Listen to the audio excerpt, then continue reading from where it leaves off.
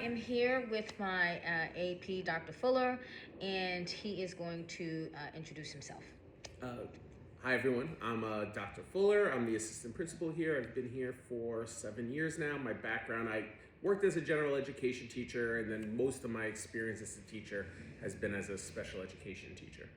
Perfect. And could you just kind of talk a little bit about the ICT model at this school? And as an admin, what is the main thing that you all, not just, what is the purpose of the ICT model for you as an admin Yeah, here? sure.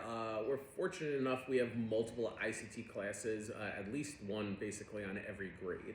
Um, our teachers bounce between different models, but the ones we use most often is parallel teaching, station, and alternate ICT models. But we also expect teachers, there's a different ebb and flow to every classroom, and even within a particular lesson, often we'll see teachers bounce between different models based on their goals for the students and particular needs, that come up during their planning.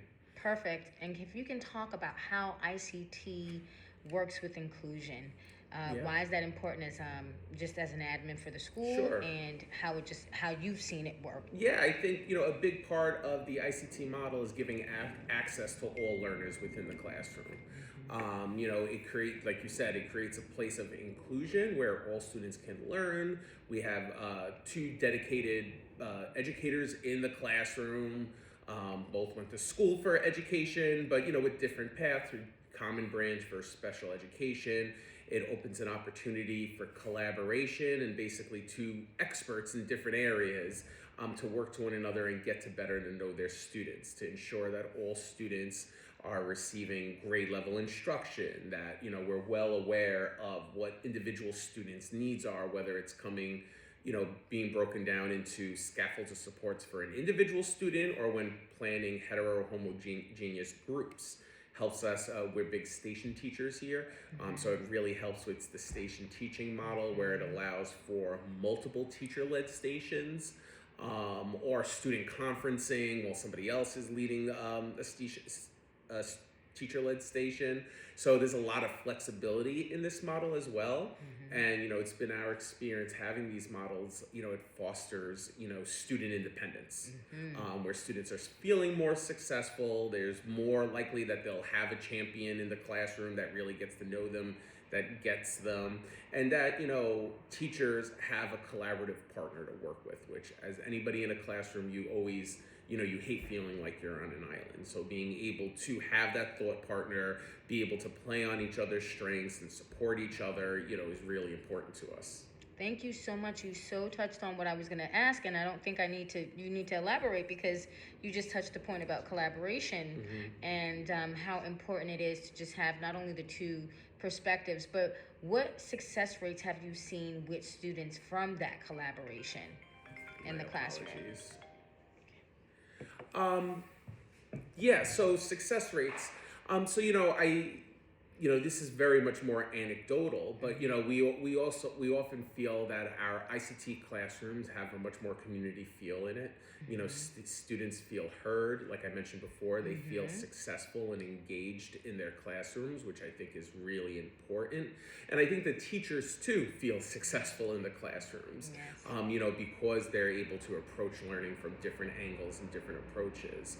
And it allows for different levels of professional development too. Yes. In our school, we, as far as what's working, station teaching has been really impactful.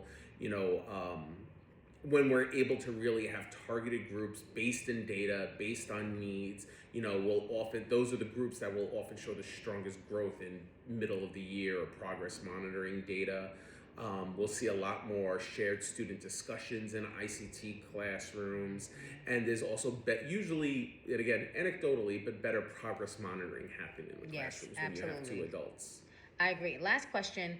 What doesn't or what has been a challenge about the ICT model? And then how, as an administration, have you been able to, you know, find a balance? Yeah, sure. I think, I always joke about how like an ICT model is kind of, for the teachers, it's kind of like a marriage that you don't always choose. So I think balancing out two different teachers, two different needs, sometimes very different personalities. Helping them kind of find that middle ground with one another has always been a challenge. Even when I've been inside the classroom, that was always a challenge for me, working through that. And sometimes having teachers on different coaching needs, too, can always be a challenge as well. I think also empowering ICT teams to make decisions together.